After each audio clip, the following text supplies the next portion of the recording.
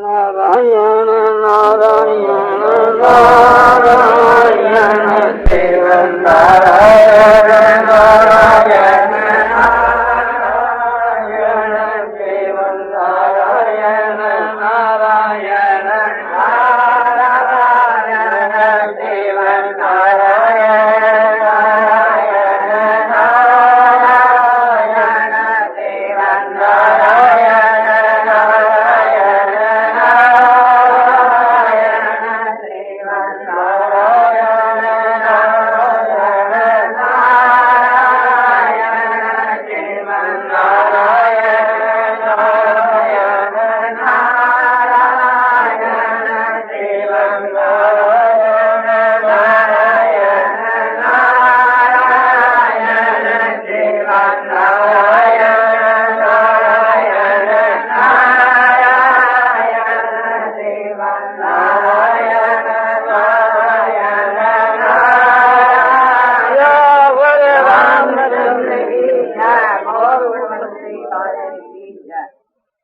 कबहू करी करुणा नर देही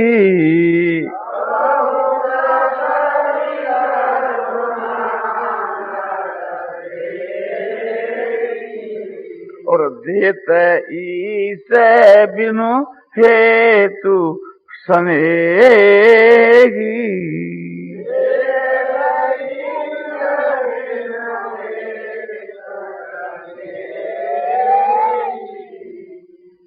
कभी दया करके भगवान इसको मनुष्य का शरीर देते हैं।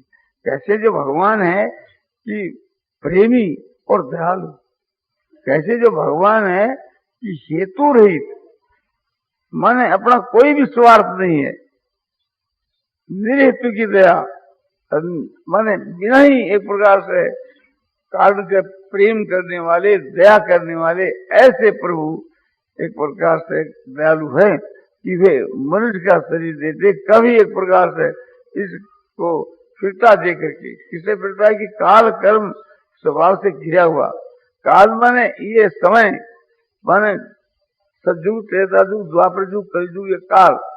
कर्म माने पाप कर्म, पुण्य कर्म और मिले हुए कर्म, और स्वभाव माने इसकी प्रकृति, और गुण माने सत्र सम। इन चारों से ये घेरे हुए जीव 84 लाख योनियों के बीच वहां भ्रमण करते फिरते हैं, और भगवान कभी दया करके इसको मनुष्य का शरीर देते हैं। ऐसे भगवान को भी हम कोसे या दोष लगाना तुम्हारी मूर्खता है। तो ये बात सिद्ध कर दी कि जो न तरे भवसागर नर समाज ऐसे पाए, और सो कृत निंदक मंदमती आत्महन गति। जो ऐसे संजोग को पाकर अपनी आत्मा का कल्याण नहीं करता है वह मूर्ख है और निंदा का पात्र है, और आत्मा की हत्या करने वाले की जो दुर्गति है वो उसकी दुर्गति होगी। तो इन सब बातों को ध्यान में लाकर की, और न तो इस पर ईश्वर के ऊपर झूठा दोष लगाना चाहिए, और न अकर्मण्य होना चाहिए, मन एक प्रकार से पुरुषार्थी होना चाहिए, और भगवान की शरण लेकर के पुरुषार्थ करना चाहिए, जो कि पुरुषार्थ की सिद्धि सहज के वहीं हो जाए। भगवान क्या सलाह लेना चाहिए? ये सब काम जो सिद्ध हो रहे हैं भगवान की दया से हो रहे हैं, मेरी कुछ भी सामर्थ्य नहीं है। और जो मनुष्य अपनी सामर्थ्य मानता है भगवान वहां से हट जाता। तो इसलिए भगवान की भक्ति हम लोगों को गुप्त रूप से करनी चाहिए, और निष्काम भाव से करनी चाहिए, और श्रद्धा और प्रेम से भगवान की भक्ति करनी चाहिए। और जो समय बीत गया वो तो बीत गया, और जो बाकी का समय उसकी सुरक्षा करनी चाहिए। हम हमारे अमूल्य जीवन को किसी की लाज में आकर के अपने जीवन को नष्ट क्यों करें, किसी के भय से अपने जीवन को नष्ट क्यों करें, या किसी लोभ से या काम के वशीभूत होकर के अपने जीवन को नष्ट क्यों करें। ये मनुष्य का जीवन तो बार बार मिलेगा नहीं। समझो कि बहुत योनियों को भोगते भोगते जब ये तंग आ जाता है तो भगवान कभी दया करके की और इसको मनुष्य का शरीर दे देते। ऐसे मनुष्य के शरीर को पा करके और एक क्षण भी अपना व्यर्थ नहीं बिताना चाहिए, कि मरने के समय के बीच के वहां एक क्षण की भी कमी रह जाएगी, एक मिनट की भी कमी रह जाएगी, तो फिर हमारे को जन्म लेना पड़ेगा, क्योंकि योग वृक्ष की जो गति है वही गति हमारी होगी। इन सब बातों को ध्यान में रख करके कटिबद्ध होकर के कमर कस कर करके और परमात्मा की प्राप्ति के लिए प्राण पर्यंत चेष्टा करनी चाहिए। फिर भगवान नहीं मिले ऐसी बात नहीं। जो भगवान से मिलना चाहता है भगवान भी उससे मिलना चाहते हैं, किंतु अपने में जो भक्ति है, अपने में जो ज्ञान है, उत्तम जो गुण है, इनको एक प्रकार से छिपा कर रखना चाहिए, इनका प्रकाश नहीं करना चाहिए। संसार के बीच में जो अपने उस कोटि का जो साधन है, अपना जो ध्येय है, उसकी जो ढूंढी पिटवाता है कि मैं ऐसा हूं, मैं ऐसा हूं, वो तो मूर्ख है। पूछने पर भी इसका उत्तर सो नहीं देना चाहिए कि अपनी कैसी स्थिति है। अपने तो काम करते ही चले जाना चाहिए। प्रश्न उत्तर करें, पूछ रहे, मैं भी तो समय लगेगा ना, इतना समय लावे कहां से। यदि थोड़ा समय बाकी रह गया तो हमारे को फिर जन्म लेना पड़ेगा। जो आदमी यहाँ से कलकत्ता जाना चाहता है और उसके पास में 8 आना का पैसा कम है, तो बाबू को टिकट कलेक्टर को कहेगा, साहब टिकट हमारे को कलकत्ते की दे दीजिए, पैसा तो 8 आना का कम है। अरे बोले चल यहाँ से, टिकट नहीं मिलेगी आपको। तो बोले ये है कि भाई 8 आना का पैसा कम है ना, तो 2-4 स्टेशन पूरे की तुम टिकट ले लो, फिर वहां से आगे चले जाओ। तो हमारे को कलकत्ते की टिकट नहीं मिलती। इसी प्रकार से थी हमारे में कमी रह जाएगी तो भगवान की प्राप्ति के लिए जो परम धाम की टिकट है वो हमारे को नहीं मिलेगी।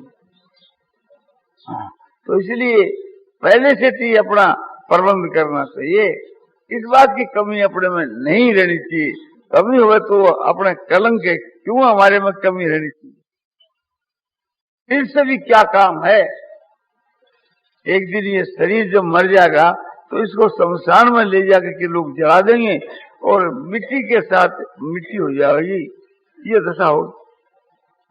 तो इसलिए जब तक मृत्यु दूर है और जब तक शरीर आरोग्य है और जब तक वृद्धावस्था भी दूर है, उसके पहले पहले अपना काम बढ़ा लेना चाहिए, फिर उसके बाद किसी बोलने का नहीं है।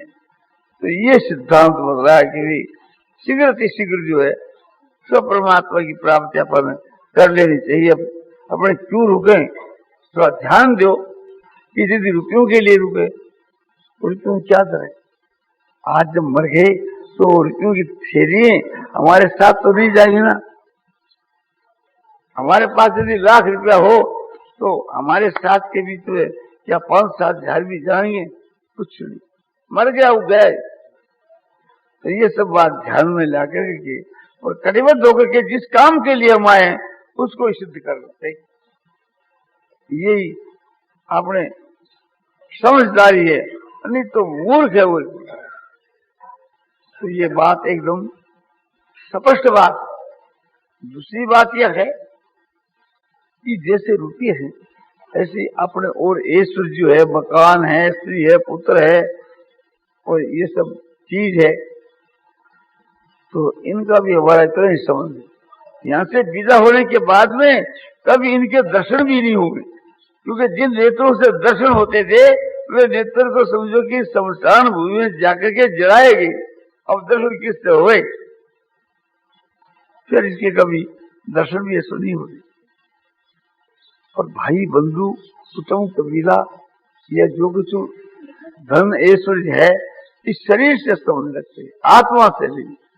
शरीर जब नाश हो गया तो उनके साथ ही समझ उसका समझ विच्छेद हो गया। और ये होगा निश्चय, संयोग जो है उसका अवश्य भाई वियोग है। आप लोगों के साथ में मेरा मिलन हुआ, संयोग हुआ, तो इससे बाद में वियोग है।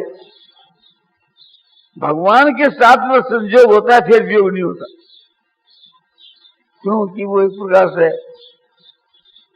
ईश्वर का अंश जो जीवात्मा है वो परमात्मा के साथ में मिलकर एक हो जाता है।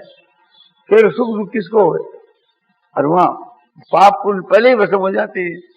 जो जन्म के देने वाले पाप पुण्य और पाप पुण्य के साथ साथ के वहां समझो कि आसक्ति भरी हुई राग, उस राग के कारण से दूसरों से द्वेष भी करने हुए और क्रोध भी करने हुए सारे अवगुण घट जाते हैं। तो सारे अवगुण के नाश के लिए जो कुछ अनिच्छा से परिच्छा से हो रहा है, ये सब भगवान का विधान है। और देख देख करके खुश होना चाहिए, देख देख करके खुश होना चाहिए, भगवान का विधान मान करके जो भी कुछ हो रहा है भगवान के हुक्म से हो रहा है, तो भगवान का विजय व पुरस्कार मान करके खुश होना चाहिए। तो अनिच्छा परिच्छा स्वेच्छा, ये तीन इच्छा के भेद करें, जाति के भेद, इच्छा की जाति के तीन भेद। अनिच्छा तो क्या कि बिना किसी की इच्छा के अपने आप ही कोई चीज मिल जावे, अनिच्छा से मिली ना, उसमें हमारा हाथ नहीं, भगवान का हाथ। और परीक्षा से कोई भाई का लड़का नहीं है, पर एक जवान लड़के को लेकर उसको पुष्णा पुत्र बना लिया, यानी उसको हमारी भाषा में गोद ले लिया, वो उसका लड़का बन गया। तो आप थोड़ा ध्यान देकर के देखो कि पहले तो वो लड़का था ही नहीं और अब ऐसा बन गया, तो मालिक होगा ना घर का। तो उस लड़के ने क्या परिश्रम किया, उसको तो अनिच्छा वो लाभ हो गया, पूर्व के पुण्यों के प्रभाव से थी, समझो कि उनको परीक्षा से दाता की इच्छा से थी और सारी संपत्ति मिली। तो अनिच्छा परीक्षा से पाप का भी भोग होता है, पुण्य का भी भोग होता है। जैसे हम कोई गड्ढा खोद रहे और वहां धनराशि निकलाई, तो ये एक प्रकार से हम गड्ढा खोदा कोई धन के लिए नहीं, अपनी खुशी से कोई गाछ लगाने के लिए, किंतु उसके बीच के धन निकला अनिच्छा ही, किसी की भी इच्छा नहीं। तो ये पुण्य का फल है। जैसे हम यहाँ बैठे, भूकंप होकर के मकान गिर जाए और दबकर मर जाओ, रेल चलती है, सड़क के बीच के वहां समझो रेल उल्ट जाए और हम उसके नीचे मर जावे, तो वो दुख है ना, वो पाप का फल है। तभी हमने पाप किए थे, उसका फल होगा। तो पाप का फल दुख और पुण्य का फल सुख। ये अनिच्छा से परिच्छा से भी इनका भुगतान होता रहता है। तो उत्तम बात, उत्तम पक्ष यह है कि जो भी कुछ अनिच्छा से परिच्छा से हुए उसको भगवान का विधान समझ लेना चाहिए, भगवान का भेजा हुआ पुरस्कार समझना चाहिए। तो प्रत्यक्ष में आपको आनंद हो सकता है और प्रत्यक्ष में आपको शांति मिल सकती है। तो ये बड़ी दामी चीज। तो इस प्रकार से थी अनिच्छा परिच्छा से सुख और दुख होती। परीक्षा से दुख भी होता है। किसी ने समझा कि इसके पास 10,000 रुपया है, तो रात में आकर के और वो जान से मार डालता है, तो वो हमारी मृत्यु जो हुई उसका निमित्त जो है परीक्षा हुआ। किंतु वास्तव के भीतर के बाद तो हमारी मृत्यु ही थी, इस प्रकार से नहीं थी। भगवान के घर के वहां इंतजाम रहता ही है। इसको इसके विषय में हमारे को क्या पड़ी, तो ये समझना चाहिए कि अनिच्छा और परिच्छा से जो कार्रवाई होती है, सुख या दुख मिलता है, इसके बीच में हमारी सर्वथा स्वतंत्रता है। सर्वथा स्वतंत्रता है कि हमारे कुछ भी हाथ की बात नहीं। परीक्षा से धन मिलना या अनिच्छा से धन मिलना, इसी प्रकार से थी। एक प्रकार से जो आपने ये पुण्य का फल है, और परीक्षा से अनिच्छा से दुख प्राप्त होना, ये एक प्रकार से पाप का फल है। कोई भी दुनिया में दुख भोगना नहीं चाहता, किंतु बलात्कार से दुख भोगना पड़ता है। और सब सुख चाहते हैं, किंतु निरंतर सुख की प्राप्ति देखने में नहीं आती। महात्माओं में होती है, क्योंकि सदा दिवाली संत के 8 पैर आनंद। संत के तो समझो कि सदा दिवाली है, हर वक्त आनंद के वहां मगन है। आठों पैर आनंद के वह मगन है, ऐसा ही होना चाहिए। दूसरा उपाय यह है कि जो कुछ वस्तु आप देख रहे हो, पदार्थ मात्र को भगवान का स्वरूप समझे। पदार्थ मात्र को, सभी साकार निराकार चर अचर स्थावर जंगम जितने प्राणी हैं और जितना जो जड़ है संसार है, सबको परमात्मा का स्वरूप समझ ले। जैसे भगवान ने गीता में बताया, यदा भूत प्रत्यक्ष भाव है मेकर सर्व पश्यति और तथैव से विस्तार ब्रह्म संपदते तदा। अध्याय 13 श्लोक 30 में भगवान क्या कहते हैं?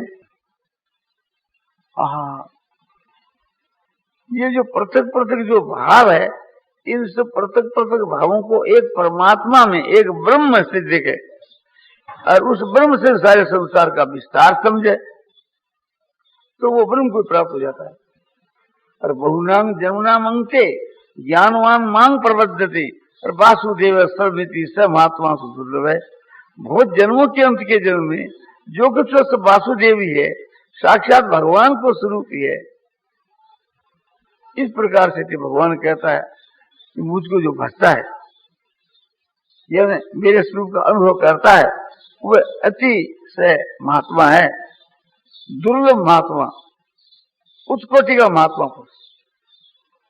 ऐसी स्थिति बताई तो सिद्ध महात्मा के मां तो वो बात स्वाभाविक है, और साधक के लिए वो साधन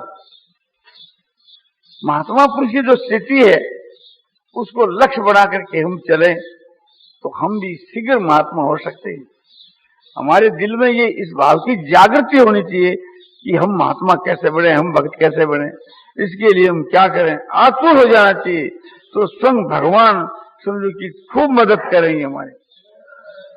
तो ये सब तो वासुदेव है, परमात्मा का स्वरूप है। तो फिर इनसे होने वाली जो चेष्टा वो क्या है कि वो फिर समझो कि भगवान वासुदेव की लीला है, उसको चरित्र कह दो, लीला कह दो, भगवान वासुदेव का चरित्र है। तो इससे ये बात सिद्ध हुई कि वस्तु मात्र को, पदार्थ मात्र को तो भगवान का स्वरूप समझना चाहिए और चेष्टा मात्र को भगवान की लीला समझनी चाहिए।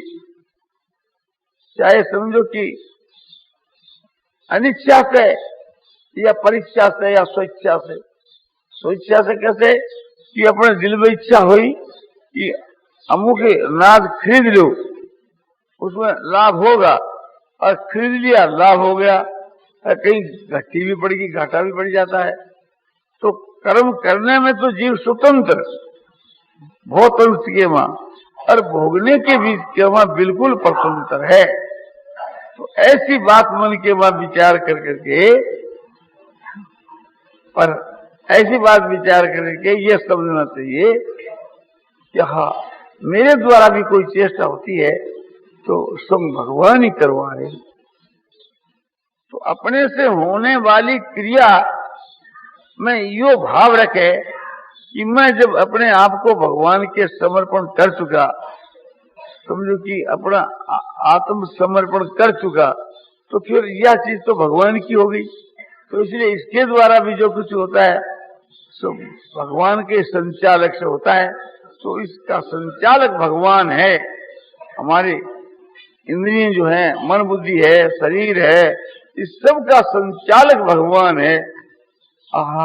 जब भगवान संचालक हो जाएंगे तो हमारी कोई भी क्रिया के वहां रत्ती भी फर्क नहीं आवेगा।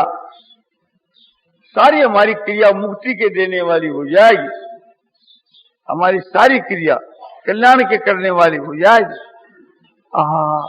तो इस प्रकार का ये उच्च कोटि का जो भाव है उसको हर वक्त याद रखना चाहिए। और फिर देखो, थोड़े ही समय के बीच के वहां आपकी अवस्था बदल जाएगी, आपका जीवन बदल जाएगा और आपका स्वभाव बदल जाएगा। और हर वक्त आपको शांति और आनंद प्रतीत होगा, मानो शांति और आनंद के समुद्र में ही हम लोग सब डूब गए, ऐसा प्रतीत होगा। क्योंकि परमात्मा विज्ञानानंद है और उसके बीच के वहां सब संसार मगन है। तो यही देखेंगे कि हाँ, वस्तु माता जो है भगवान का स्वरूप है, और सबसे जो चेष्टा हो रही है यह एक प्रकार से भगवान की लीला है। वो लीला भगवान चाहे हमारे से करवावे और चाहे दुनिया से करवावे, है तो भगवान की लीला। इस बात का दृढ़ हम विश्वास करें कि भगवान के सिवा दूसरी वस्तु नहीं है, केवल एक भगवान ही है। और जो चेष्टा होती है वो समझो सब भगवान की लीला। प्राणी मात्र को, वस्तु मात्र को भगवान का स्वरूप और चेष्टा मात्र को भगवान की लीला देख देख करके हम हंसते रहे कि वाह देखो कैसा बाइस्कोप हो रहा है, कैसा एक आप थिएटर हो रहा है, ऐसा तो दुनिया में कहीं नहीं। इस प्रकार का भाव हम रखें तो थोड़े समय के बाद हम जीतते हुए मुक्त हो सकते हैं, जिनको हम जीवन मुक्त कहते हैं। वो स्थिति हमारी थोड़े समय के में हो सकती है। आप कर करके देख लो, इसमें तो कोड़ी लगे चराम, और हम अपना जीवन इस देह के पोषण के वास्ते लगावे तो भी मूर्खता है, क्योंकि इस देह की तो खाक होने वाली है शीघ्र। तो इसके लिए जितना हमारा समय लगाया जाएगा वो सब बर्बाद होगा एक प्रकार से। तो शरीर को पोषने के लिए समय नहीं लगाना चाहिए।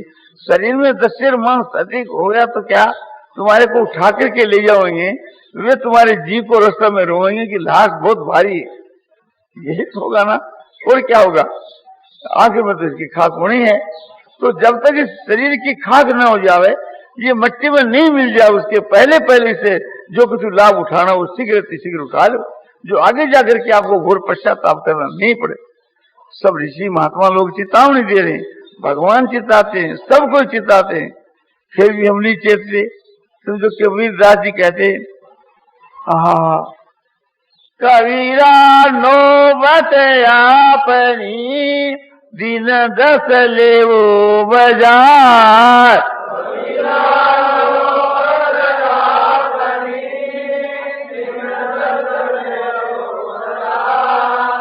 ये पूरा पट्टन ये गली बहुरी न देखो आय,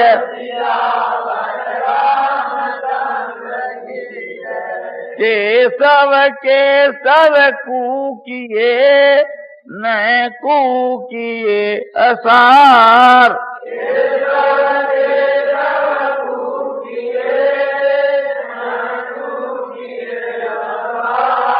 रात दिवस के कूकते कब हूँ तो सुने पुकार सिया, हाड जले जू लाकड़ी केस जले जू घास,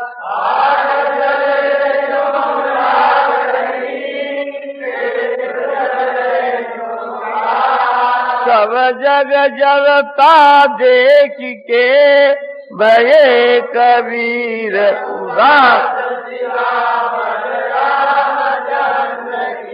मरोगे मरी जाओगे कोई न लेगा नाम,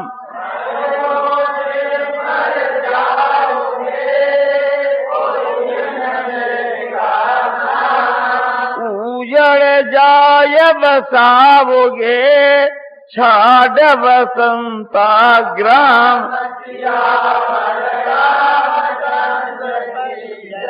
आज काल की 5 दिन जंगल होएगा बास,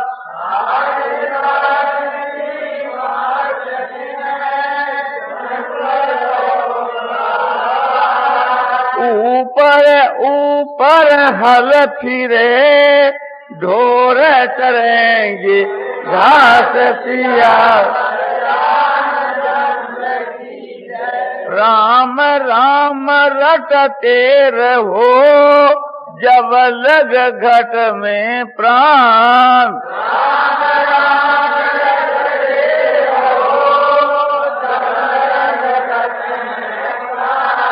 कब हूँ तो दीन दयाल के बन के पड़ेगी कान,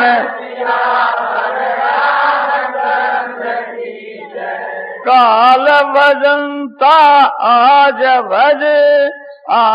भजनता ऐब,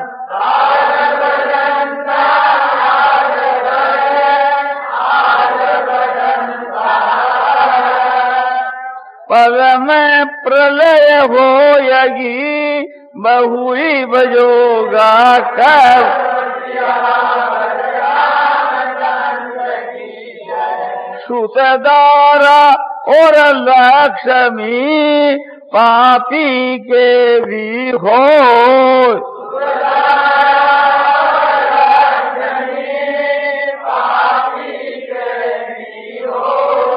संत मिलन और हरि भगति, दुर्लभ जग में दो।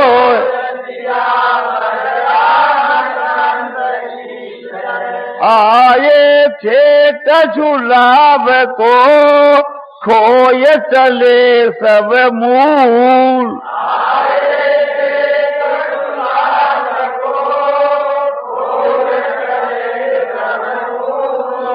फिर जाओगे शेठ पास, पले पड़ेगी धूल।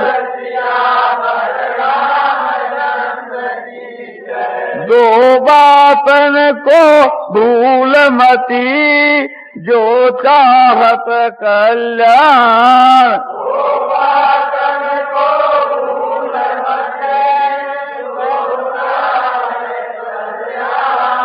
नारायण एक मोत को, दूजे श्री भगवान।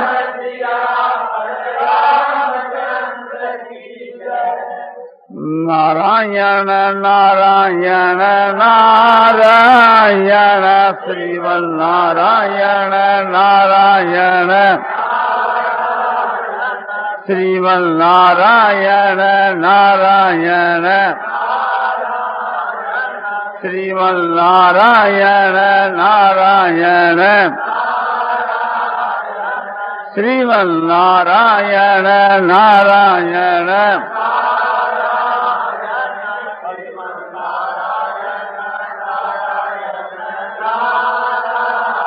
आनंदमय आनंदमय, पूर्ण आनंद, पार आनंद, शांतानंद, घन आनंद, अचल आनंद, ध्रुव आनंद, नित्यानंद, बोध स्वरूपानंद, ज्ञान स्वरूपानंद, आनंद ही आनंद, आनंद ही आनंद। आहा, एक आनंद के स्वाद दूसरी वस्तु है ही नहीं। आहा, शांति शांति शांति।